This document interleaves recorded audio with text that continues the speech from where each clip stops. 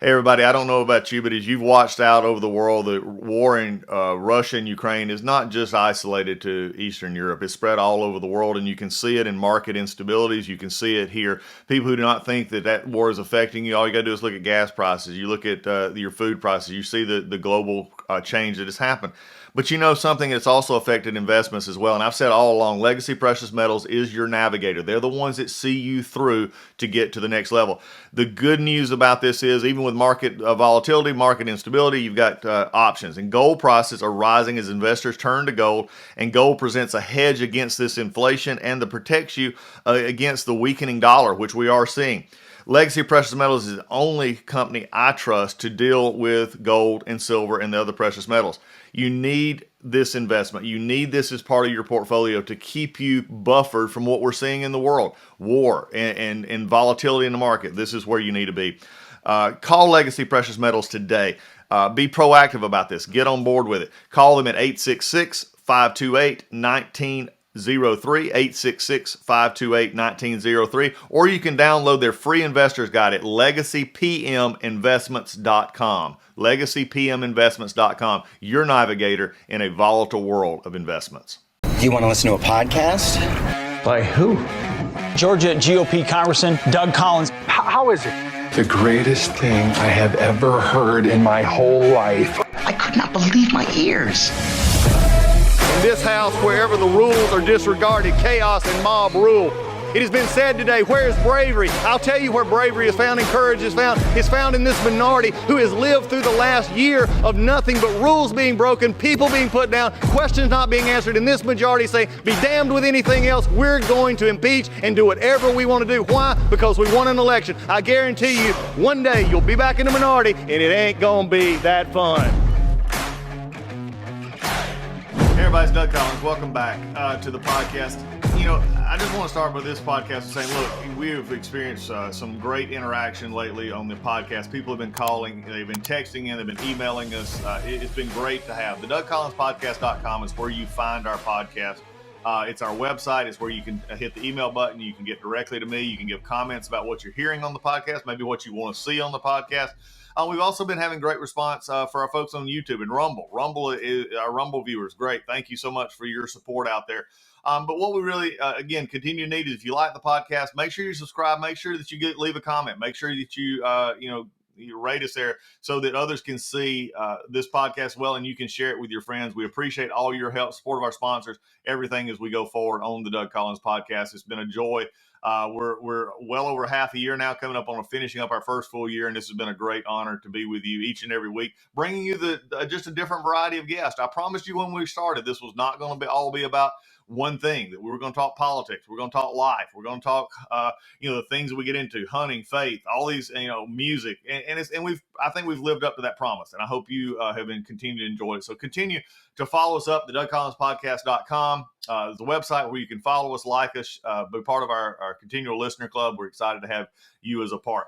And I say that in some ways to start today's podcast, because I have gotten, over the past couple of weeks, a lot of input from many of you saying, Doug, what about the Biden speech in Philadelphia? What about the Biden speech in Philadelphia?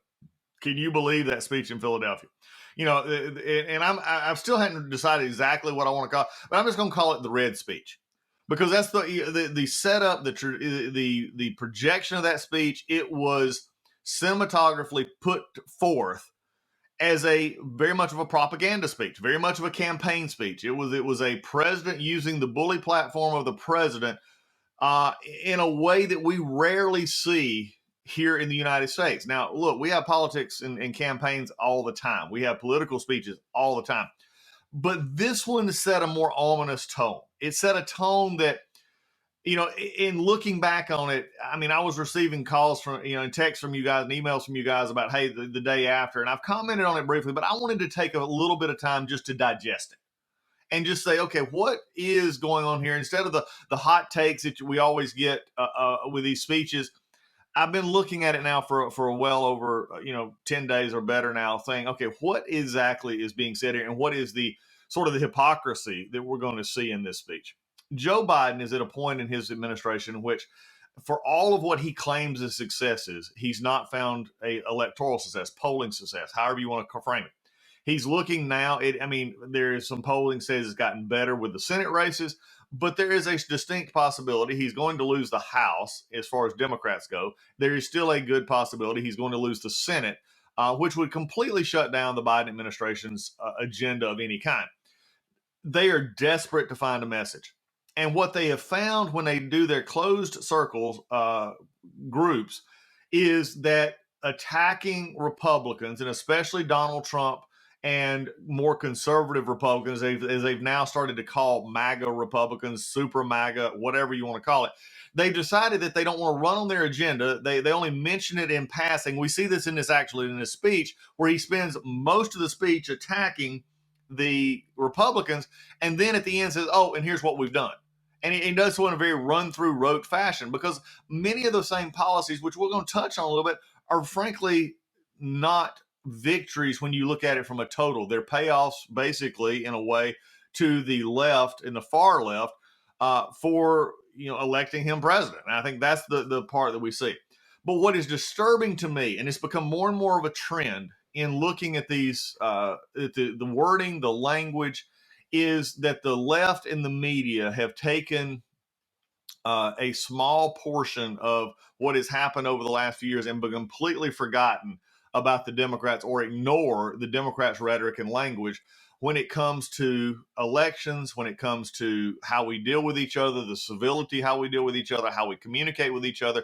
And this is what concerns me the most. Now, look, some out there on the left say, well, this is a whataboutism. No, it's not. It's an honest perspective, because what we don't get from the mainstream media now is an honest perspective of why is it always attack a President Trump, or attack what he says and take everything down that he says, or Republicans say, or bringing it back. In all honesty, January 6th, they use that as trying to paint an entire movement. Look, if people did things wrong, which they did on January 6th, they're being prosecuted for it. I think they should be, if they're going to, the government should get those cases done and not hold it like they're holding it. We've talked about that before. When you do wrong, you pay for doing wrong. And I think that's the issue that we're looking at here. And for those who didn't do anything wrong, for those who've been caught up, they need to be like, that needs to stop.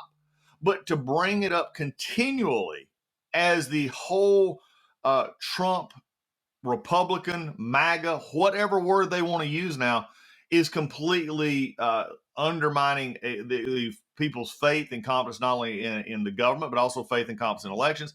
And they're trying to make this out as that if the Republicans are the ones that started this. Now, this is where I have a real issue here, and I want to talk about it.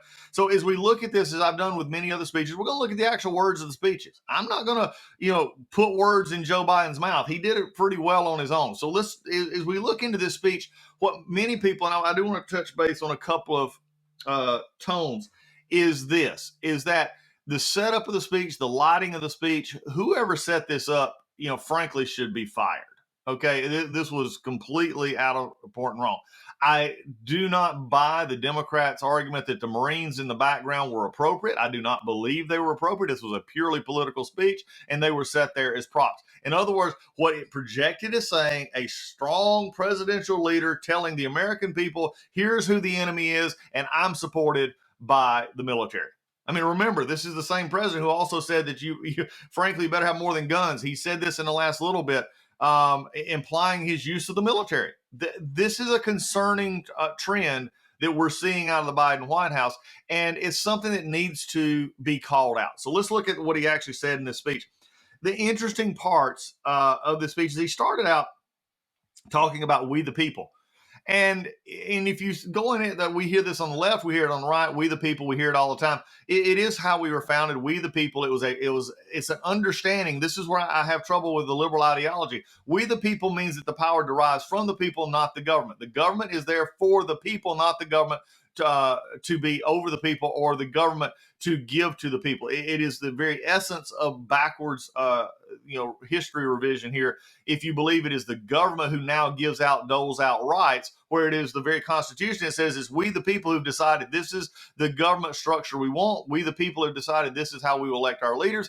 This is how we will move forward with a government that is confined to a Constitution that is set. It is one that defines roles, defines areas, defines activities, defines the executive, the judicial, and the legislative branches. And it's not up for this, well, we don't like that now, we'll change it. This is the part that the Biden administration and liberals have a real problem with. As long as it fits their ideology, they're okay with it. If it doesn't, then they are, look, go to MSNBC, you go to CNN, you hear all the time that the Constitution is, quote, under attack when things that were not part of the Constitution, such as Roe v. Wade, are taking away gun rights, those kind of things, which are not part that the Supreme Court has done.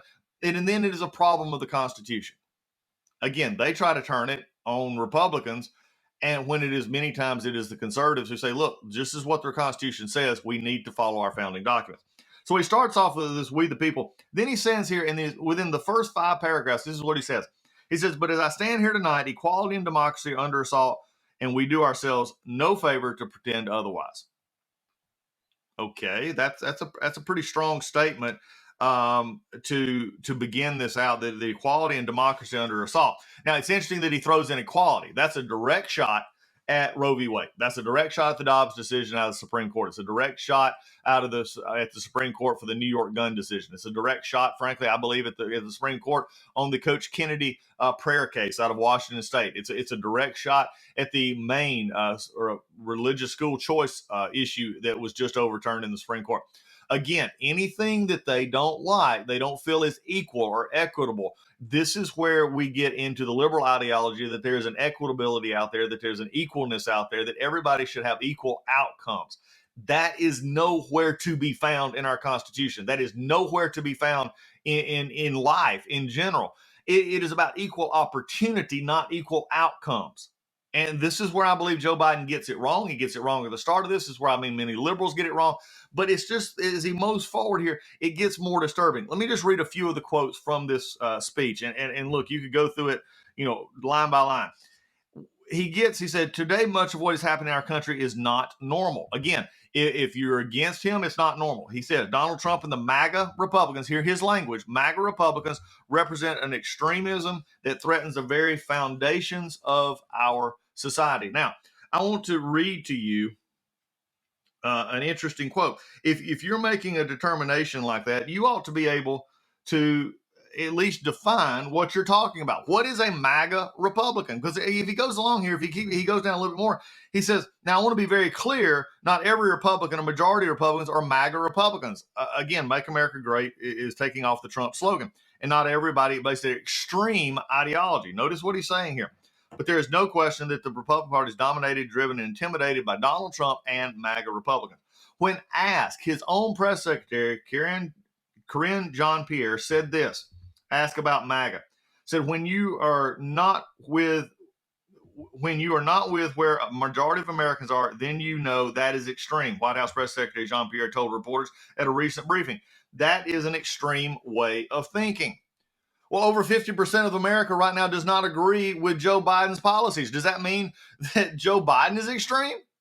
I mean, by that very definition, Madam Press Secretary, you have really outlined your entire administration as being extreme. This is the part that nobody wants to talk about. This is what they don't talk about out loud, because when they realize it, then they begin to see that they are the ones pushing extremism. There's no one in this country that believes, the majority of our people in this country are against, especially, most abortions. Okay, I'm not going to say they're against all. There's different areas that have come up, but since the Dobbs decision, we've seen those cases. But again, does that make them extreme? When you have California who wants to give abortion rights, Colorado abortion rights, New York abortion rights, basically up to the moment of birth, is that extreme? I will say it was when you got 70 to 80% of Americans say that should be illegal. But yet you're calling out, and you can't define, because what you don't like, you choose not to talk about. This is, again, another topic here as you look at it, is when he talks about mainstream Republicans. Let's just be honest. What mainstream Republicans are to Biden and the liberal administrations is this: people don't agree with me. Bottom line. They say if you're a mainstream Republican, you agree with me and you work with me and you agree that I'm doing something good. If you're not in that camp, then you're this extremism MAGA group. Now, explain to me how many of your own policies, when you President Biden were at 39% approval rating. 70% of Americans thought you were on the wrong track and gave you disapproval. That would, by your own press secretary's definition, make you a extremist. Maybe that's something you need to take into account. He goes on to say MAGA forces are determined to take this country backwards to an America where there's no right to choose, no right to privacy, no right to contraception, and no right to marry those who you love. Again, this speech, this sums up this speech. It was a scare speech simply made to scare Americans into believing things that were not happening. I mean, the right to choose. Again, Dobbs simply said that in this case, there was no constitutional right found in Roe and found in Casey. And they said, we're going to send it back to the states. This is just not something found in the Constitution because it was made up law. I've said it on this podcast. I'll say it again. The court did not take away a constitutional right. The court took away a court-appointed right and said, now states, you deal with this. States, legislative bodies, even the United States Congress, you deal with this. Now, this is not what liberals want because they know when their views on abortion and their views on guns and some of these actually come up in states where their ideas are rejected, they're not going to win. They would much rather have a court that is subservient to a liberal ideology of a living constitution that says it just means what we feel like it means, even if we can't match it to actual constitutional law. That's the problem we're experiencing here. Now, it goes on and talks about authoritarian leaders. Now, this is one that I want to really focus on here because there's two parts here. He talks about authoritarian leaders that fan the flame of political violence and that are a threat to our personal rights, pursuit of justice, to the rule of law, and the very soul of this country. He talks about January 6th. He tries to bring that up again. And then he says, as they see their MAGA failure to stop the transfer of power, this is another issue. Then they say this. They tried to everything last time to nullify the votes of 81 million people. It is amazing that if you make a question and you say there was some concerns about the 2020 election, you're immediately wrote off as an extremist and a problem. I just have a question. This did not start in 2020. I take you back to 2018. Stacey Abrams, the state of Georgia, her words, not mine. Abrams refused to concede after losing to Kemp in the 2018 elections. Concession needs to say something that is right and true and proper. You can't trick me into saying it was right, she said, explaining why she refused to concede at the time. The gubernatorial candidate claimed Republicans stole the election from Georgia voters. Abrams did acknowledge Kemp's certification as governor, but said, watch this, to watch an elected official who claimed to represent the people in this state badly pin his hopes for election on suppression of the people's democratic right to vote has been truly appalling. So let's be clear, this is not a speech of concession. Here, Stacey Abrams, a very prominent figure in the left, a very prominent figure who ran for governor and lost here in the state of Georgia, refusing to concede and outright saying the Republicans in the state of Georgia stole the election. Now, explain to me, Joe Biden, are you talking about Stacey Abrams in your red speech? Are you talking about people who want to accept, the ideas that they lost? I mean, if you want to bring it up on one side, you got to bring it up on the other side. And this is something that we have to say. And also, let's continue. You say, well, that was Stacey Abrams. That wasn't really real. Let's go into the discussion of a presidential election. And these are people who, their own words, not mine. I'm giving you back their own words. You talk about illegitimate president. You talk about illegitimate run. Donald Trump faced more opposition to the legitimacy of his president from before he was sworn in throughout his entire time than anybody else that I can name in recent memories, and I would challenge you to name in recent memories. Listen to some things that were said about Donald Trump. This was January 13th, 2017, before he was elected. Representative John Lewis, former representative from down here in Georgia, on Meet the Press. I don't see this president-elect as a legitimate president, explaining why he would not attend Trump's inauguration. I think the Russians participated in helping the man get elected, and they helped destroy the candidacy of Hillary Clinton. Never prove it. Wrong. Russiagate. Here we go. January 16th, Don Beyer, Virginia Democrat, said, yes, I will respect the constitutional prerogatives of the presidency, but I will not be part of normalizing or legitimizing a man whose election may have well depended on the malicious foreign interference of Russian leaders. January 18th, Jan Sawowski from Illinois. In protest to president who uses bigotry, fear, and lies to win election that was tainted by foreign interference and voter suppression, who intends to betray the interest of ordinary working Americans who put him in office. Again, their words, not mine. It is, January 20th. This is around, at the time of inauguration. A headline in the Washington Post informed readers the campaign to impeach President Trump had begun. Actually, Trump wasn't president yet when Ron Fine, an activist lawyer heading the effort, told the newspaper, if we were to wait for all that ill effects that would come from this, too much damage to our democracy would occur. As someone who lived through the sham impeachment, especially the first one, this rang true. They were trying from 2017 when they took control in 2019. That's where they got it. Marquette University professor Aziri, writing in Vox, explains to our readers the challenge of the Trump presidency is legitimacy, not power. Fired FBI official February 19, 2019. FBI official Andrew McCabe told CNN Anderson Cooper that he thought it was possible that Trump was a Russian asset. I completely agree with the way Andy characterized it. It is a possibility.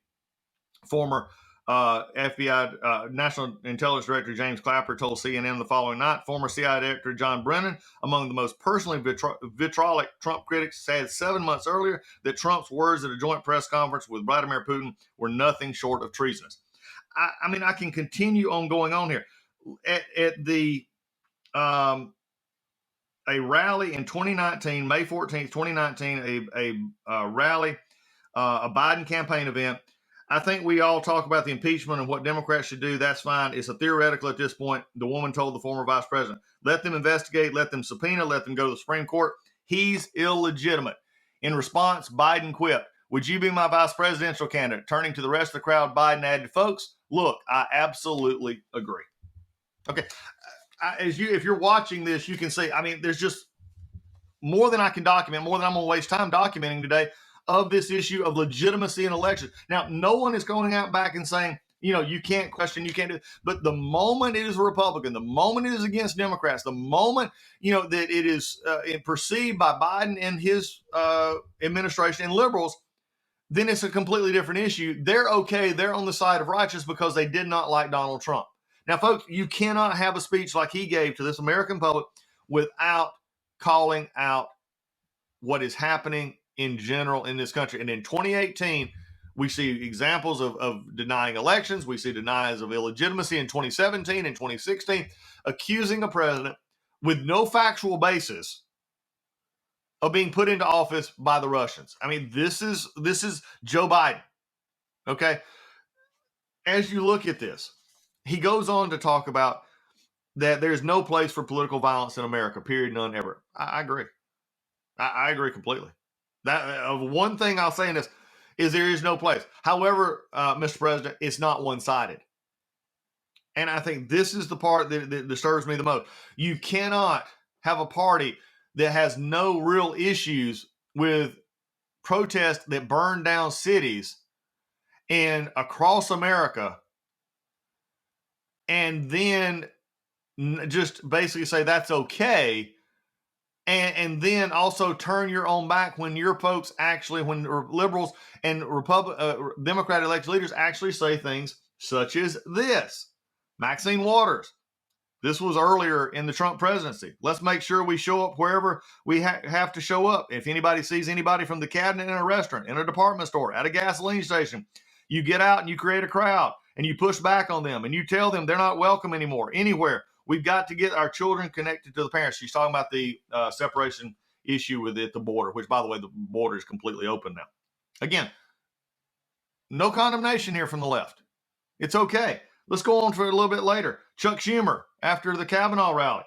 I want to tell you, Kavanaugh, you have released a whirlwind. You will pay the price. You won't know what hits you if you go forward. Now, fast forward till just recently when Kavanaugh, a gentleman was arrested outside of Justice Kavanaugh's house to kill him, sort of crickets on the other side. Schumer not wanting to take any kind of at least remote responsibility for the rhetoric that is around this. But then you have Elizabeth Warren, who had no problem with it, shaking and trembling performance in Washington a month ago when Senator Warren seemed almost thrilled at the opportunity to fire off such righteous anger. Yes, I'm angry, she kept spitting out to reporters after the leak of the draft judgment. She claimed that Republicans had cultivated these terrible justices. In a subsequent rage-fueled opinion piece, she was angry at Republicans in Congress who stole 2 Supreme Court seats to get us to this day. Okay, this is what we're dealing with here, folks. You know, this is their own words, and Joe Biden has the enough righteous quote indignation, you know, to come up and to say words like this in this speech. Democracy cannot survive when one side believes that there are only 2 outcomes to an election. Either they win or they were cheated. Are you talking to Stacey Abrams, Joe Biden? Are you talking to Hillary Clinton, Joe Biden? Are you talking to many of your supporters in Senate and Congress, Joe Biden, who decried the illegitimacy of the Trump presidency, who was elected president of these United States and served for 4 years? I mean, this speech is just amazing in the sense that he just attacks without many times justification, without many times exciting to an issue. He goes on to say, MAGA Republicans look at America and see carnage, darkness, and despair. They spread fear and lies told for profit and power. Really? Joe Biden, in your speech, did you ever stop to think that while you were vice president, that the Democrats ran ads with a picture of someone resembling Paul Ryan with a old person, a lady in a wheelchair, and him pushing her off a cliff because he had a proposal that could maybe help save Social Security and our economy long term? And we don't talk about lies. You want to talk about the Kansas vote recently on the constitutional amendment discussing abortion in Kansas, in which you had liberals running ads saying that if you pass this, that it would stop abortion completely, no exception. It did nothing of the sort. That's lies. And you said for profit and power. I'm telling you, those lies are for profit and power, to keep the establishment in order and to tell lies to scare people. If you want to call it, Joe Biden, then it's time to call it straight. It's time to call it, Mr. President, not from a partisan perspective, standing on a stage with the presidential seal with red lights, ominous lights, and the, quote, military behind you. Call it out as it is seen.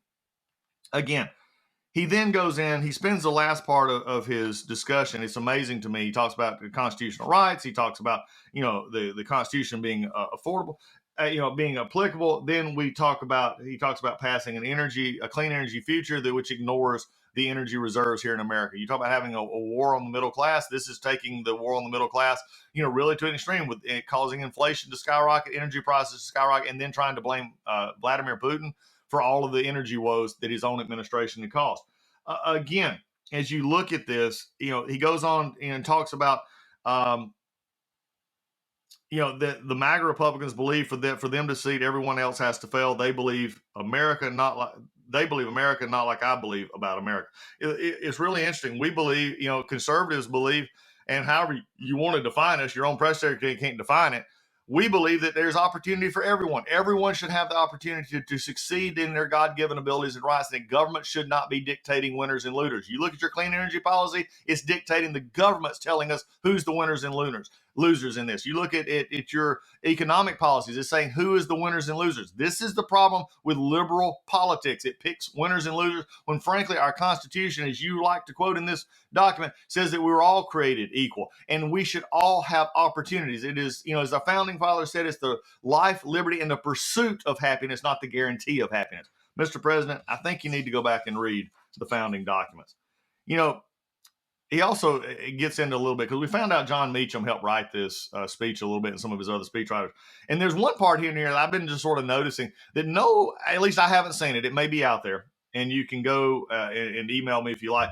But he picks up an idea that is, at least has been popularized in many times, this idea about my fellow Americans, America is an ideal.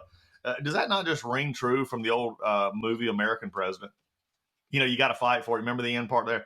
Again, this is such a staged speech. It is such one that I think in the end result will have a lot of detriment to, if it was actually reported on by the mainstream media in a real way, to the Biden presidency. But it just shows the desperation in the Biden presidency. The Biden presidency has done, quote, all the liberal ideas they want, and their numbers are still stuck in the low 40s.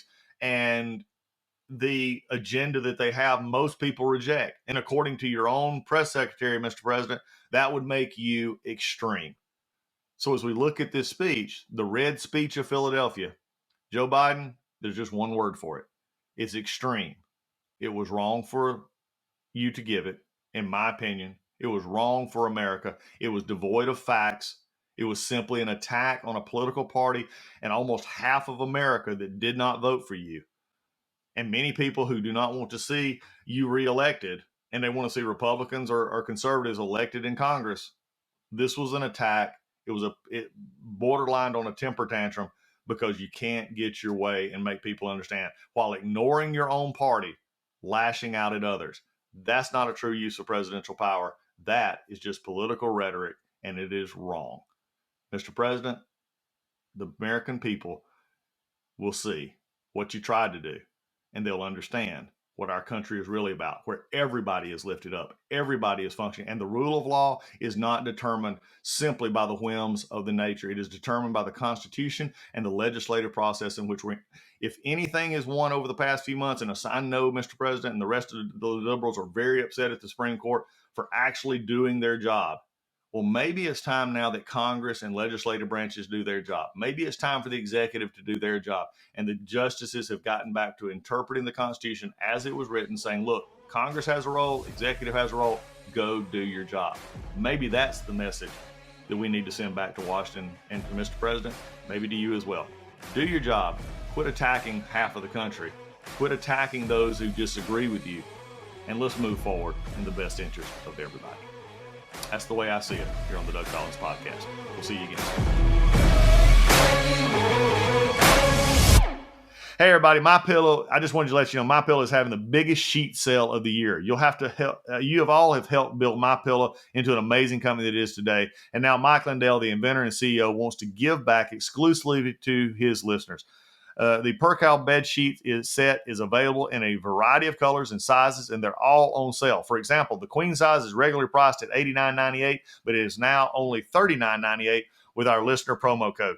Order now because when they're gone, they're gone. You're not going to be able to get it. These Percal sheets are breathable. They have cool, crisp feel. They come with a 10-year warranty, 60-day money-back guarantee. Don't miss out on this incredible offer. There's a limited supply, so be sure to order now. Call 1-800-986-3994. Use the promo code Collins, COLLINS, or you can go to mypillow.com, click on the radio listener square, and use the promo code Collins, COLLINS. Lisa and I sleep on these sheets every night. You will want to have them as well. They're a wonderful product. Go right now, either 800-986-3994, code word Collins, or go to mypillow.com. Also use the code word Collins to get this discount. You will not regret it.